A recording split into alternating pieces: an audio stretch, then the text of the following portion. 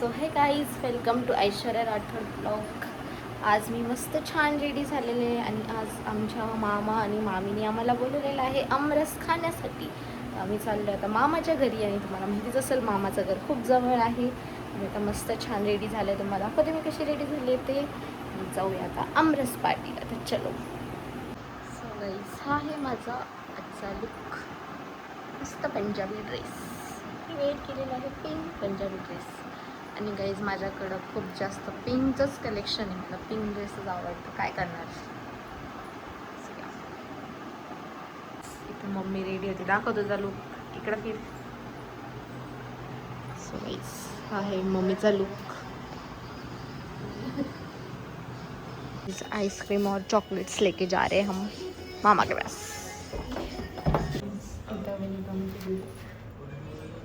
So guys आम्ही आलेलो आहे आता मामीच्या घरी. इकडे काय चालू आहे आपण बघूया. इकडे चालू आहे गाईज स्वयंपाक.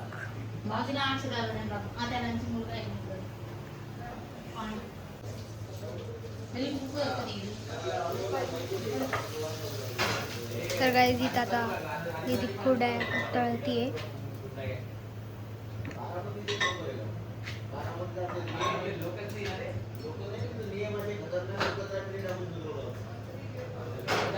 गाईज इथे चालू आहे आता केदारनाथच्या गोष्टी.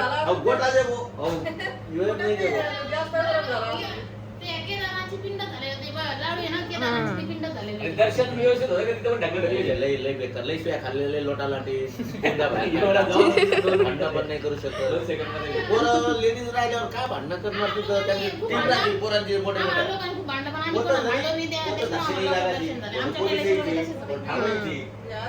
पोलीस तयारी करतात. तुम्ही तिकडं तुमचे पापा तिकडं धुवाकस पोर काही किलो बाळून पकडून बाहेर काढतो. त्याला बाहेर म्हणे लाईनीत घुसायचंच नाही. लागो पुढचे लोक कारण आम्ही संपून जातो. लोक घेऊ आम्ही लोकून काढून लोक घेतले तार पांढरा असतं ना तर चमकतं. सूर्य पडत डायरेक्ट सूर्य खायला जावं लागलं. धोळो नको सोने नाही जावं. 3 वाजता थंड जावं वर मग पाणी बरफ चालू जावं. तुम्हाला त्या बर्फ मध्ये महादेव दिसला का. ते वेगळं आहे. ते असंच दाखवत नाही का रील मध्ये तसं. एवढं केल्यावर मंदिरात गेल्यावर भारी वाटतं. मंदिरात ते नाही म्हणत आहे ग मी. तिथं ते केदारनाथच्या बर्फ मध्ये असं लांब लांब महादेवचा नक्षा करत राहते काय ना. झालं आम्ही 9 वाजेपासून बोलणं धक्काबुक्की चालतच राहिलो बरं. जागा काही सोडली नाही आम्ही काही होते. तर त्याच्यात काय झालं असं रस्ता थोडा ओपन दिसलं बरं. ते पाईप लावले होते. पाईपामधून चालायचं. तर आम्हाला वाटलं शॉर्टकट मारू आता चालले. एकदम जवळ येऊन बाहेर निघून गेलो आम्ही. आणि पुढं पोलीसवाले चल निघा म्हणे मध्ये घुसू लागले. सकाळपासून लाईन येते आणि ते सोबतचे होते ना. नाही हे मध्ये घुसेले म्हणे. मग ते ऑर्डर आमच्यासोबत भांडणं करत होते.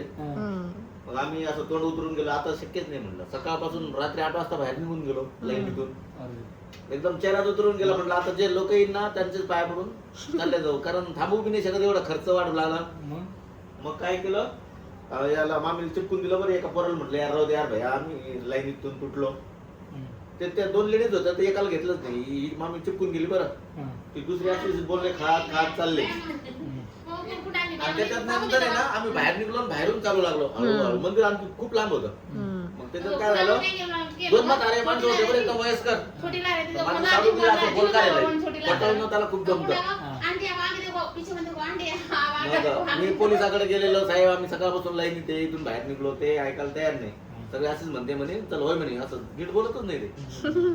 साडून काय केलं त्या माणसं म्हातारे होते 2. त्यांना असं गप्पा लावला. बाबा कुठून आले कसं आले असं मी त्या गावाचे बाहेरून बरं. ते मराठी होते आपल्या इकडचेच होते. ते मधून आणि आम्ही पैपाच्या बाहेरून. ते बोलत ते युवकामध्ये ते घेऊन टाकलं त्याला मध्ये. मग मी त्यांना चहा पाजून दिली. अरे पाहुणा तू येतोय का काय हे. मी पण बाहेरून नंतर त्याच्यातलं एक बाबा म्हणे माझे पाय दुखले म्हणे. मी म्हणलं बाबा तुम्ही तिथपर्यंत बाहेर राहा मी सांभाळतो म्हटलं. तुम्हाला डायरेक्ट शेवटला मध्ये घेतो. म्हणजे असं बाहेर आणि मध्ये येत का समजा. आणि पाईप होते ना फक्त. पोलीस वाले असं लांब लांबून लक्ष ठेवत होते. असे पाईप होते दोन्ही आतून. मग ना त्या बाबाला मी चिपकून गेलो. 1-2 तासानंतर जवळपास 9-9:30 वाजून माणसं वेगळे वेगळे झाले सगळे. मग तर मग काय झालं ब्लॉग मध्ये आले ते नंतर थोड्या वेळानं ते दोन्ही म्हातारे काय म्हणे कोणाच्या? आता आम्ही रात्रीपासून परेशान आहे म्हणे, झोप नाही काही नाही, आम्ही चाललो पण पण शूट करत होते. गेले त्यांची जागा ना आम्हाला देऊन गेले ते म्हणे घेऊन टाका म्हणे आता तो येऊन जाय म्हणे मध्ये ते गेले ते दर्शन होत नाही म्हणे अजून खूप वेळ आणि लाईन चाललीच नव्हती पुढं ते दोन्ही गेले मग मामी फोन केला तू ये म्हटलं आता पुढं आपली जागा आहे पण वर केलं एवढं जाणं केलं. आणि त्याच्यानंतर आम्ही मध्ये गेलो आणि ते लॉक झालं बंद केलं मंदिर पण मग कसं मग तुमचं चौघं तुम्ही सोबत नव्हते नाही, मग नंतर- मागचे राहिले का नंतर झाले का? नंतर आम्ही पै पुढं होतो ना ते मध्ये आल्यानंतर मग जमलं आम्ही असं. पायी चालत रस्त्याने पुढे चाललो होतो आता संपलं म्हणून आशा सोडून दिली आपलं संपलं पागाव फक्त मामीच मध्ये होती ते मामीच छोटीला सुद्धा मध्ये येऊ देत नव्हते ते मामीला कसं सांगितलं? मामीला ते आम्ही जेव्हा निघलो ना बाहेर तशीच मामी मध्ये लोटून गेला आणि एका पोराला सांगितले यायला राहू दे हा मग ते दया आली थोडीशी तर ते पोरं होते 2-3 आलं वाटतं तर करतेच सगळे. त्या म्हातारे आम्हाला जागा दिली नंतर मामी पुढे बोलून घेतलं मग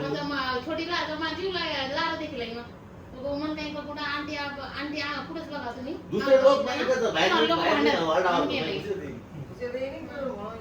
आणि पुढे आमने जोडते नाही आमचं लय गे मला हे भारी वाटलं जे आम्हाला रस्त्यात सतवत होते बाहेर काढायला ते सगळे लोक राहून गेले कारण आम्ही पायी चालून पुढे आलो पुढून मध्ये घुसलो ना त्या म्हाताऱ्याने जागा दिली आणि आमच्या नंतर ते बंद झालं बघ अरे.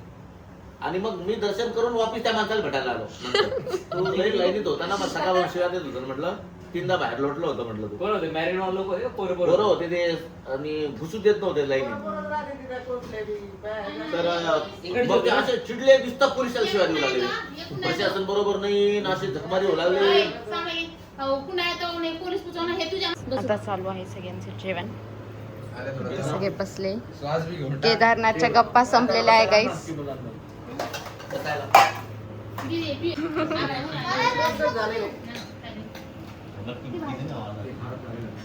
सो गाईस इथे बघा किती मस्त तिरुपतीची फ्रेम आहे चोरी पूर्वी कडनं तू आम्हाला